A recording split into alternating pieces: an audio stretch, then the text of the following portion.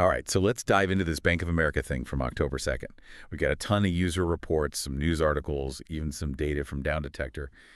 And, well, it's a mess. You ever get that feeling like when you check your bank balance, No. expecting to see some, money, and then suddenly you're staring at zero? Yeah. It's a nightmare. And that's basically what a bunch of Bank of America customers went through. System glitch, they called it. People locked out of their accounts, getting hit with error messages, the whole shebang. And it's kind of wild how something like this, even if it's temporary, can really throw a wrench into things. Imagine you're just trying to buy groceries, you swipe your card, and declined. Hmm. Suddenly, that digital banking system we all rely on becomes very real very quickly. No kidding.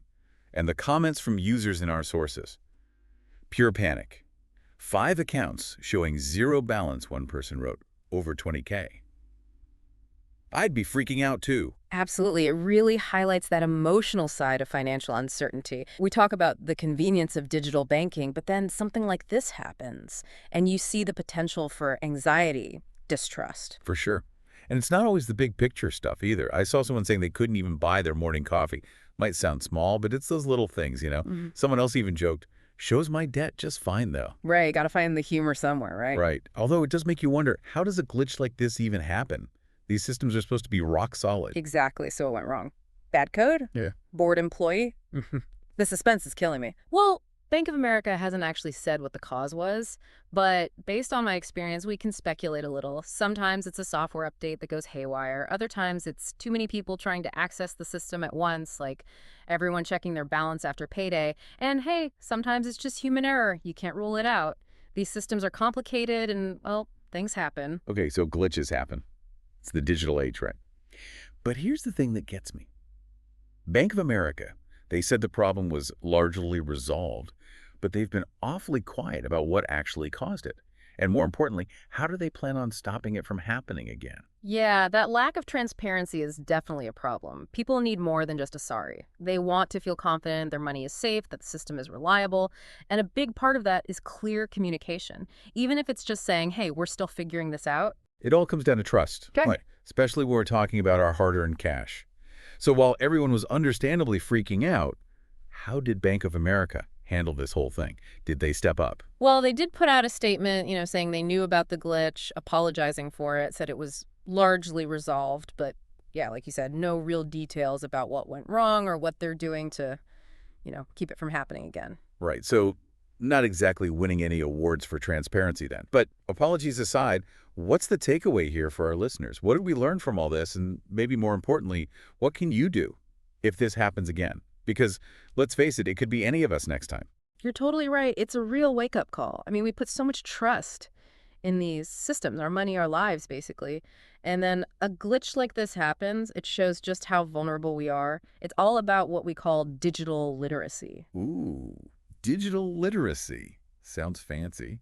So what does that mean? Like, how do we not freak out when our bank account decides to take a vacation? It's about being prepared and knowing what's going on, understanding how these systems work, what your rights are as a customer, having a backup plan. Backup plan. I like the sound of that. So besides hiding cash under my mattress, like, some people do, what can people actually do? Well, hiding cash isn't the worst idea. Having a bit of cash on hand is always smart. But beyond that, don't keep all your eggs in one basket, so to speak. Having accounts at a different bank can be a lifesaver. Don't put all your digital eggs in one basket. I like it. Yeah. What about actually getting to our financial info when, online banking is down? It's not like we're carrying around those little paper statements anymore. That's a really good point, honestly. Download your bank statements regularly. I know it sounds old school, but having that offline record of your transactions can be huge, especially if you need to, like, prove you paid your rent or something. That's a good tip. I'm definitely guilty of not doing that. It's like the digital equivalent of a paper trail, right? Any other advice, especially about dealing with the bank when something like this goes down? I bet those phone lines are jammed. Oh, totally. And this might sound funny, but this is where those old school methods come in handy. Don't just rely on the internet to contact your bank. Make sure you've got their number saved somewhere, or even the address of a local branch. Sometimes those old ways are the best when technology decides to take a break. It's like, what's old is new again, right? Right. Except, in this case, it's needing to know how the olden days of banking worked, just in case our phones decide to stop working. But really, this whole thing has got me thinking. This Bank of America thing, it wasn't just a glitch, it feels like it's pointing to something bigger. But how much we depend on all this technology without really, I don't know, understanding how it all works. I think you've hit on something really important. This whole situation, as annoying as it was for a lot of people, it really highlights how interconnected our lives are these days.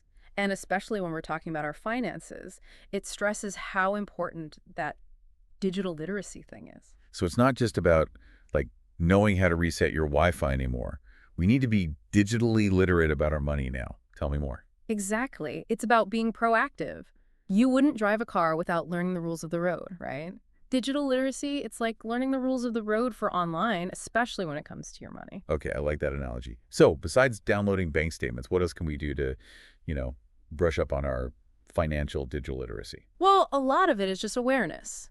Take some time to learn about different online security stuff, things like two-factor authentication, strong passwords, how to spot those phishing scams. They sound simple, but they can really make a difference. An ounce of prevention is worth a pound of cure or something like that, right? Exactly. And don't be afraid to ask for help. If you're unsure about something, just ask your bank or a financial advisor, whoever you trust. The more you know about your own money and the technology behind it, the safer you'll be. Knowledge is power. I like it. Yeah. Well, I guess the big takeaway from this deep dive is, even though that Bank of America glitch was a pain, it's a good wake-up call for all of us. We're all in this digital world together, and we got to be smart, stay informed, and maybe keep a little cash on hand just in case. Couldn't have said it better myself. Yeah. It was a stressful event for sure, but it's a chance for us to learn and be more aware. And on that note, we'll wrap up this deep dive. Until next time, stay curious, stay informed, and maybe double-check that you know your bank's customer service number. Might come in handy.